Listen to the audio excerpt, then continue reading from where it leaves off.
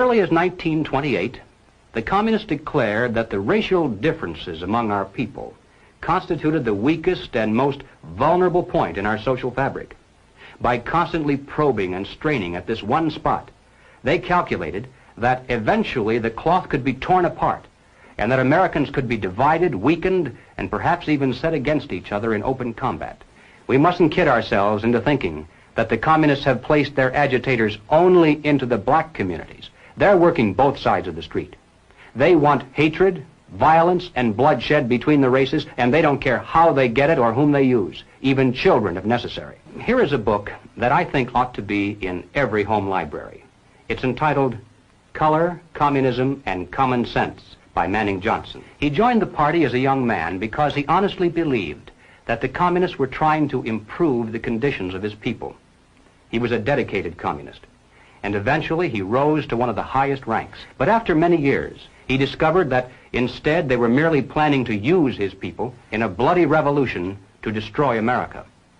And when he woke up to this, he dropped out of the party and devoted the rest of his life trying to alert his fellow citizens of all races to the true nature of the Communist Party as he knew it to be from the inside. Manning Johnson said, "Black rebellion was what Moscow wanted. Bloody racial conflict would split America. During the confusion, demoralization and panic would set in. Then finally the Reds say, workers stop work. Many of them seize arms by attacking arsenals. Street fights become frequent. Under the leadership of the Communist Party, the workers organize revolutionary committees to be in command of the uprising. Armed workers seize the principal government offices, invade the residences of the president and his cabinet members, arrest them, declare the old regime abolished, establish their own power." Now, here is a piece of vicious communist propaganda that perhaps some of you have seen. It's called The Crusader. It's written by Robert F. Williams, one of the organizers of the Revolutionary Action Movement. In this issue of The Crusader, the communists call not only for extensive chaos within the cities, but for putting to the torch every village, every forest, every field, and every barn. The plan is for raging fires from one city to the next. The reason? Well, first, there's the value of sheer destruction. Secondly, it would force us to deploy our defenses and rescue units over the widest possible area. The communists point out that as long as our police and National Guard remain concentrated, they're invincible. But if they can be forced to spread out over the entire city and into the countryside as well, then they can be picked off from ambush one by one. And the third value of massive fire to the communists is psychological. The average American, they say, soft and decadent, when he sees billows of black smoke rising from one horizon to the other, when at night the only light he has to see by is the flickering red from flames leaping into the sky, he'll become paralyzed with fear and panic. He'll run away and hide and do nothing to interfere with the guerrilla bands as they strike at the community's power centers. The Crusader explains how to set up sniper units in crowded metropolitan areas, how to manufacture jumbo Molotov cocktails, the gallon jug size, and how to mix the gasoline with certain ingredients to make it burn like napalm, how to pour gasoline into utility manholes in the streets to set fire to the main telephone cables, how to put sulfur tips from matches into air conditioning units and blow up large buildings, how to ignite gas mains and oil storage tanks.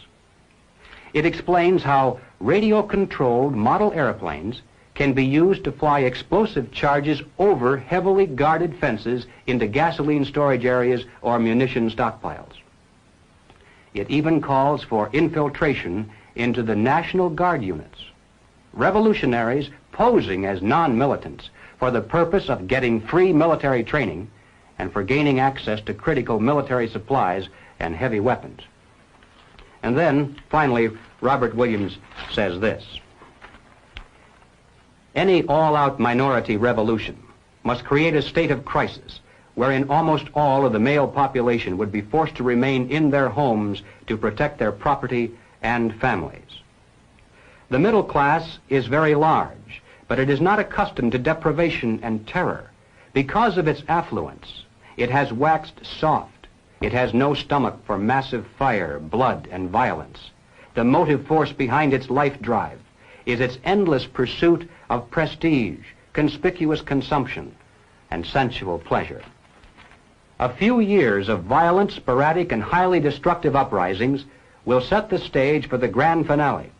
After the stage is properly set through protracted struggle, America could be brought to her knees in 90 days of highly organized, fierce fighting, sabotage, and massive firestorm.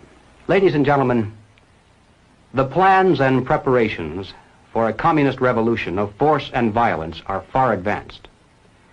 The organization behind these preparations has almost unlimited financial resources, and it provides both training and leadership based upon years of experience in many other countries.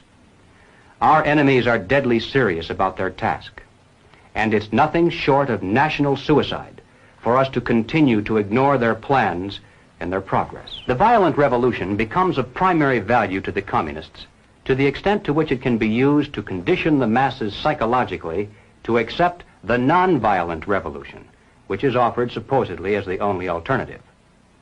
Hoping to avoid further violence and bloodshed, the public is to be pressured into accepting measures that will move the country gradually and legally toward communism, but without calling it that. The strategy of the proletarian revolution calls for the quiet conversion of our government into a communist regime, but under the banner of socialism. Well, what is socialism? All right, let's define it. According to the dictionary, socialism is a political concept based upon the principle of government ownership and control of property, the means of production, and the avenues of commerce. Under socialism, those who run the government, and the communists are confident that in America they eventually will be the ones who do so, those who run the government will know who is to get something and who has to wait, and that represents control over human beings. What has all this to do with the communist revolution in America? Well, ladies and gentlemen, it has everything to do with it, because the building of socialism is the communist revolution in America. It represents the process whereby our country can be moved gradually toward communism without the people even being aware of it. No matter what grievance we may have, real or imagined, no matter what national problems we may face, the communists seize upon these as excuses to build socialism. They have one and only one solution for all problems: more government, and then more and more until it's total government. And forgive me for saying it one more time, total government is communism.